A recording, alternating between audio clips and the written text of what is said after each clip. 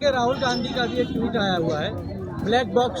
महाराष्ट्र में जैसे 48 वोटों से एक प्रत्याशी की हार जीत की बात आई थी, ब्लैक बॉक्स की बात की है राहुल गांधी। देखिए, यहाँ तो कांकेर में भी जीतते हुए प्रत्याशी को हरा दिया गया। ये मशीन जो ईवीएम माता है, उसके माध्यम से स्वयं प्रधानमंत्री जी अपनी सीट कैसे बचाए हैं। आप लोग देखे होंगे कि 3 चक्र तक वो पीछे चल रहे थे। अब ऐसी बातों को अभी ऐसे जगह खुलेआम नहीं कहना है, इसकी जांच होनी चाहिए, मगर होगी नहीं।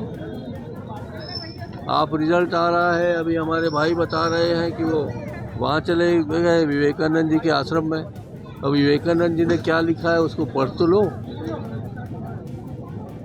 विवेकानंद जी चाहते हैं कि हम सबके दिल में, अगर मुस्लिम है तो हमारे मन में वेदांत की शिक्षा होनी चाहिए, वेदांत की जानकारी होनी चाहिए।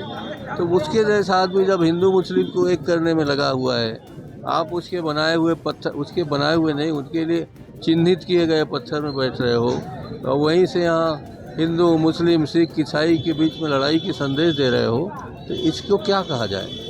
हम सब लोग दुखी हैं और हम लोग चाहेंगे, ईश्वर से प्रार्थना करेंगे कि आदरणीय नरेंद्र मोदी जी को सद्बुद्धि दे कि वो हमारे भारत के प्रति, हमारे आध्यात्म के प्रति, हमारे सनातन धर्म के प्रति, हमारे कृष्ण जी के प्रति, हमारे राम जी के प्रति, हमारे जगन्नाथ जी के प्रति, हमारे विष्णु जी के प्रति, हमारे विष्णुदेव साय नहीं, हमारे भगवान विष्णु और हमारे आदरणीय सबके पिता तुल्य भगवान शिव के प्रति